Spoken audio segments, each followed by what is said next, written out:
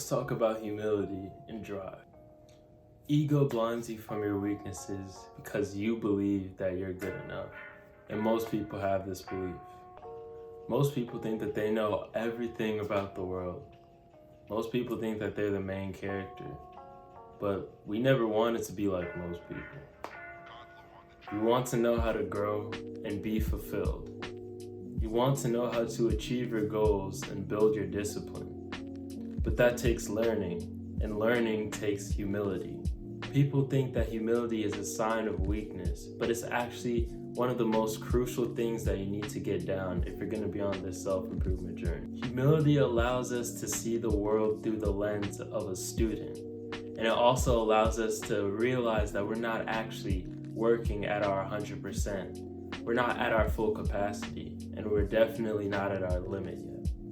It allows us to see that other people are better at us at a certain skill. And with that understanding and with humility, we strive to learn from these inspirations that we have in our life that are better than us at the skills that we want to grow in.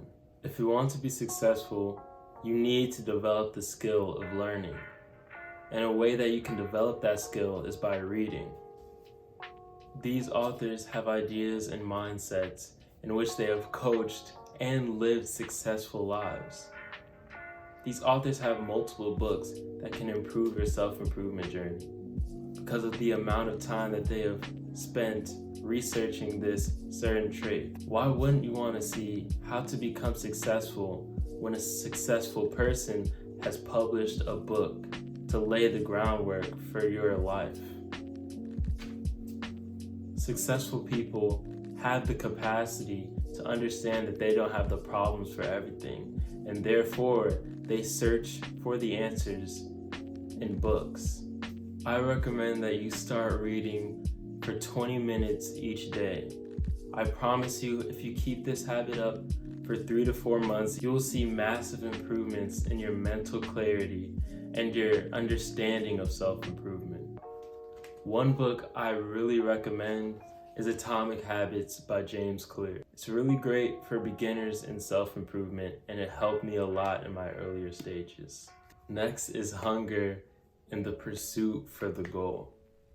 Before we talk about this, I want to clarify the difference between motivation and hunger.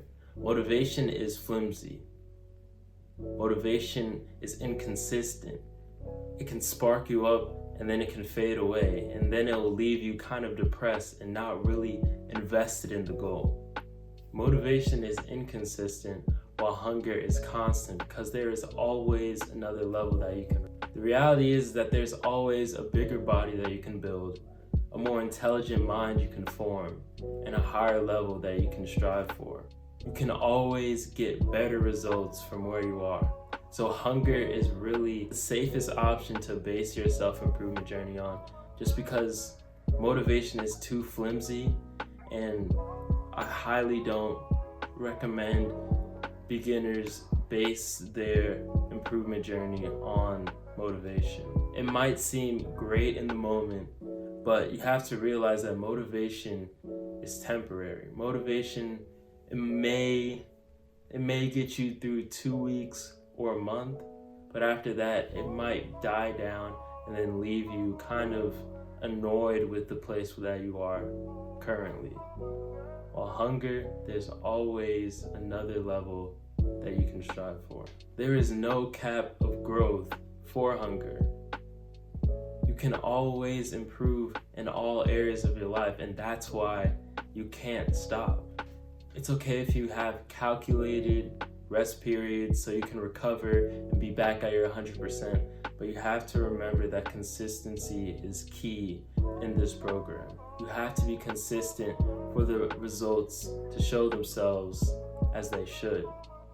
If you're inconsistent with journaling, meditating, reading, mindfulness, working out, you'll see results, but you might not see the results that you wanted. You might not see the results that you could have had because of your lack of consistency. For this hunger mindset to work, you have to believe that you are not at the place that you want to be. You have to strive for more. all the time. You have to look at where you are right now and be dissatisfied. Now, it might sound a little crazy, but if you're just a little bit dissatisfied, you'll want to dig deep and get yourself out of it so you can build a better life for yourself. When I was younger, I had major problems with hunger, but especially humility. I was athletic and I got good grades, so I believed that I was okay. I was content with where I was. I thought I was too good for studying and for working out because of my own arrogance. I became lazy. I wasted my potential in the real world for video games. I remember I used to play 12-hour days, wake up, get on the game, go to sleep, barely talk to my family, maybe have a few meals in between. And as a result of all of that, people began to catch up with me. I wasn't special and I didn't know how to humble myself and learn from others. I didn't have the hunger to succeed because I believed that I was already succeeding. But with that comfortability, I began to slowly lose my edge on the competition. Now through self-improvement, I've improved my discipline and my mindfulness, and I've humbled myself to the world, and I've seen how truly talented and skilled all of these people are. People with unfathomable amount of success, people with unattainable physiques and health and athleticism, and people with amazing charisma that can talk to anyone, have great social personalities. I realize now that I have so much work to do, and I think that as young men we need to be reminded of this because the world is huge. Me and you, we're just specks on it. And with this self-improvement journey, I want to become more, become whole, become more fulfilled in the life that I'm living. I hope you enjoyed that video. Please consider subscribing and share this with a friend who might need an ego check.